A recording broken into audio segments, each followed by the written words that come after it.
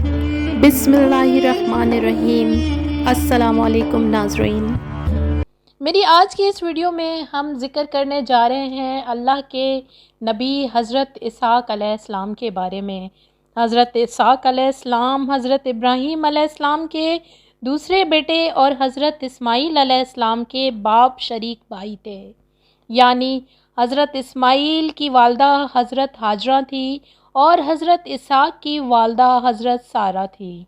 दोनों के बाप हज़रत इब्राहीम अलैहिस्सलाम थे। हज़रत इस्माईल अलैहिस्सलाम की विलादत के 14 साल बाद जब हज़रत इसहाक़ पैदा हुए, इस वक्त आपके वालिद हज़रत इब्राहीम अलैहिस्सलाम की उम्र मुबारक 100 साल और वालदा मोहतरमा हज़रत सायरा की उम्र 90 साल थी। हज़रत इसहाक़ अलैहिस्सलाम की बासत। हज़रत इसहाक़ अलैहिस्सलाम बड़े बुरगज़ीदा और इबादत गुज़ार थे। आप अलैहिस्सलाम की विलादत से कबल ही अल्लाह रब्बुल इज़्ज़त ने हज़रत इब्राहीम अलैहिस्सलाम को आप अलैहिस्सलाम के नेक और नबी होने की खुशखबरी सुना दी थी।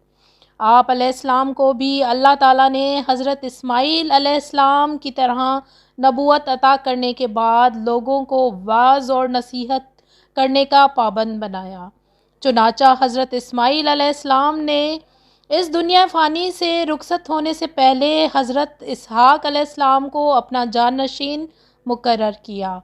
दावत तबलीग की ज़िम्मेदारी आप अलैहिस्सलाम के सुपुर्द कर दी, जिसे आपने बहुत एहसन अंदाज से अदा किया। अल्लाह रब्बुल इज़्ज़त ने कुरान मजीद में बहुत से मकामात पर हज़रत इसहाक़ अलैहिस्सलाम की तारीफ़ फरमाई है। फरमाने इलाही है जिसका तर्जुमा है, हमने इब्राहीम अलैहिस्सलाम को इसहाक़ अलैहिस्सलाम की खुशखबरी दी जो नेक लोगों में से नबी बनने वाले थे, और हमने इब्राहीम और इसहाक़ अलैहिस्सलाम पर बरकतें नाजिल फरमाईं, और इन दोनों की औलाद में कुछ नेक लोग हैं और कुछ अपने आप पर खुल्लम खुल्ला जुल्म करने वाले हैं। दूसरे एक आयत में अल्लाह रब्बुल इज़्ज़त फरमाते हैं, हमारे प्यारे बंदों इब्राहीम, इसहाक़ और याकूब अलैहिस्सलाम का ज़िक्र भी कीजिए जो क़ुव्वत अमल रखने वाले और बड़ी बसीरत वाले थे, और हमने इन्हें एक ख़ास सिफ़त यानी आखिरत की याद के साथ मुमताज़ कर दिया था, और बेशक वो सब हमारे नज़दीक बुरगज़ीदा और नेक बंदों में से थे। अल्लाह रब्बुल इज़्ज़त फरमाते हैं, बिलाशुबा हमने आप अलैहिस्सलाम की तरफ इसी तरह वही भेजी जिस तरह नूह अलैहिस्सलाम और उसके बाद दूसरे पैगंबरों की तरफ भेजी थी, और हमने इब्राहीम, इस्माईल, इसहाक़, याकूब अलैहिस्सलाम और उनकी औलादों की तरफ भी वही भेजी थी। क्या तुम कहते हो कि इब्राहीम, इस्माईल, इसहाक़, याकूब अलैहिस्सलाम और उनकी औलाद सब यहूदी या नसरानी थे? आप सल्लल्लाहु अलैहि वसल्लम फरमा दीजिए, क्या तुम ये बात ज़्यादा जानते हो या अल्लाह? और इस शख्स से बढ़कर जालिम कौन हो सकता है जिसके पास अल्लाह की तरफ से गवाही कि सच्चा दीन इस्लाम है मौजूद हो, फिर भी वो इसे छुपाए, और अल्लाह तुम्हारे अमाल से गाफिल नहीं। हज़रत इसहाक़ अलैहिस्सलाम की शादी और औलाद। हज़रत इसहाक़ अलैहिस्सलाम अपने वालिद मोहतरम हज़रत इब्राहीम अलैहिस्सलाम की ज़िंदगी में ही एक 40 साला औरत रफ़का से शादी कर ली। कुछ अरसा तक उनसे कोई औलाद ना हुई। फिर आप अलैहिस्सलाम ने अपने बाप हज़रत इब्राहीम अलैहिस्सलाम के नक्शे कदम पर चलते हुए अल्लाह ताला से औलाद के हसूल के लिए दुआ मांगी, जो अल्लाह ताला ने आप अलैहिस्सलाम की दुआ कबूल फरमाते हुए आप अलैहिस्सलाम को 2 बेटे अता फरमाए। आप अलैहिस्सलाम ने एक बेटे का नाम ऐस और दूसरे का नाम याकूब रखा। ऐस रोमियों के जद्दे अमजद हैं और याकूब बनी इसराइल के।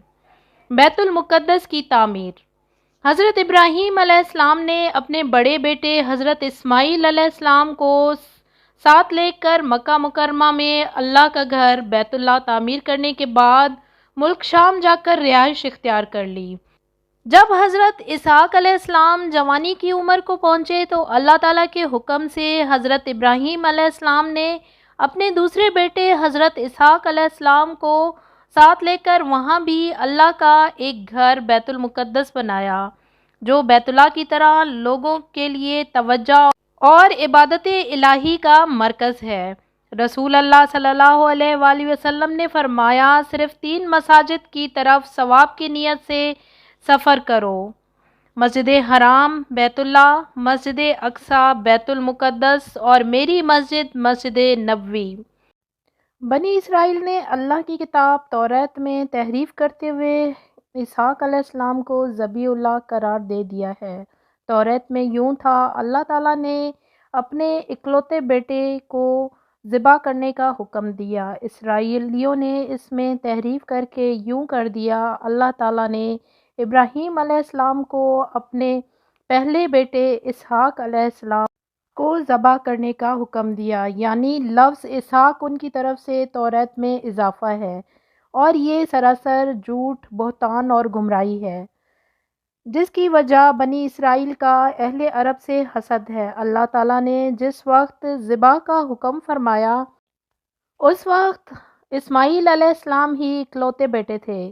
بنی اسرائیل اہل عرب سے اس لیے حسد کرتے ہیں کہ اہل عرب اسماعیل علیہ السلام کی نسل سے ہیں، اور ان میں سب سے افضل، عظیم المرتبت اللہ کے آخری پیغمبر محمد مصطفیٰ صلی اللہ علیہ وآلہ وسلم بھی ہیں۔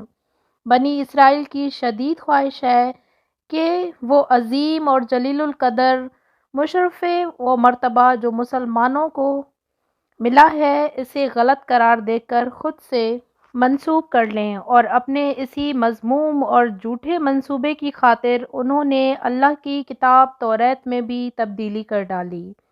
تفسیر ابن کثیر میں واقعہ بیان کیا گیا ہے کہ ایک یہودی عالم عمر بن عبدالعزیز کے زمانے میں مسلمان ہوا، تو انہوں نے ان سے پوچھا، ابراہیم علیہ السلام کے کون سے بیٹے کو ذبح کرنے کا حکم ہوا تھا؟ اس نے جواب دیا، اے امیر المومنین، اللہ کی قسم وہ اسماعیل علیہ السلام ہی تھے۔ اور یہودی بھی اس بات کو خوب جانتے ہیں، لیکن عربوں سے حسد کی وجہ سے وہ کہتے ہیں کہ ذبح کرنے کا حکم اسحاق علیہ السلام کے بارے میں تھا، نہ کہ اسماعیل علیہ السلام کے بارے میں۔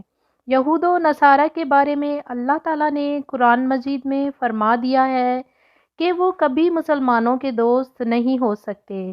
سورۃ المائدہ میں ارشاد باری تعالیٰ ہے، اے ایمان والو، تم یہود و نصار کو دوست نہ بناؤ، یہ تو آپس میں ہی ایک دوسرے کے دوست ہیں۔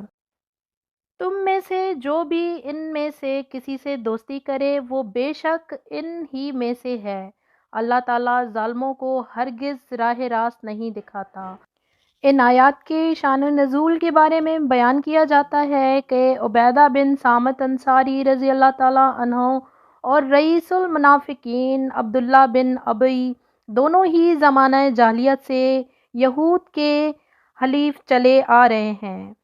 جب بدر میں مسلمانوں کو فتح حاصل ہوئی تو عبداللہ بن ابی نے بھی اسلام کا اظہار کیا۔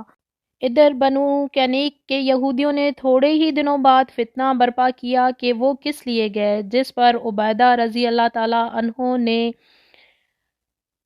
تو اپنے یہودی حلیفوں سے اعلان برات کر دیا، لیکن عبداللہ بن ابی نے اس کے برعکس یہودیوں کو بچانے کی ہر ممکن کوشش کی، جس پر اللہ تعالیٰ نے یہ آیات نازل فرمائیں۔ اس طرح سورۃ البقرہ میں ایک جگہ ارشاد ہے کہ یہود و نصارہ تم سے ہرگز راضی نہ ہوں گے جب تک تم ان کے طریقے پر نہ چلنے لگو، اور حقیقت یہی ہے کہ آج ہم نہ صرف انہیں اپنا دوست، ہمدرد اور خیر خواہ سمجھتے ہیں، بلکہ انہیں راضی کرنے کے لیے ان کے رہن سہن، کھانے پینے، اٹھنے بیٹھنے، لباس اور اقتدار کو اپنانا باعث عزت و افتخار سمجھتے ہیں۔ اب تو حالت یہ ہے کہ نکالیے اغیار نے ہمیں کہیں کا نہ چھوڑا۔ مسلمانوں کی اس حالت زار پر علامہ اقبال نے فرمایا، شور ہے ہو گئے دنیا سے مسلمان نابود، ہم یہ کہتے ہیں کہ تھے بھی کہیں مسلم موجود، واضح میں تم ہو انصار تو تمدن میں یہود، یہ مسلمان ہیں جنہیں دیکھ کے شرمائیں یہود، اللہ تعالیٰ نے اپنی مقدس کتاب قرآن مجید میں حضرت اسحاق علیہ السلام کا ذکر 16 مرتبہ فرمایا ہے۔ اسحاق علیہ السلام نے 180 سال کی عمر میں وفات پائی، جبکہ بعض کتب میں 160 برس تحریر ہے۔ وفات کے وقت آپ علیہ السلام کے دونوں صاحبزادے مہیس اور یعقوب علیہ السلام آپ کے پاس موجود تھے، جنہوں نے آپ علیہ السلام کو اپنے دادا ابراہیم علیہ السلام کے پہلو میں دفن فرمایا۔ یہ ہے اللہ کے پیارے نبی حضرت اسحاق علیہ السلام کا اسوا اور سیرت طیبہ کا حال، جو قرآن مجید اور احادیث مبارکہ کی روشنی میں آپ کے سامنے ہے۔ دین کی بات کو پھیلانا بھی صدقہ جاریہ ہے۔ اگر یہ ویڈیو آپ کو پسند آئی ہے تو پلیز اسے لائک کر دیں اور دوست احباب کے ساتھ شیئر بھی ضرور کیجیے۔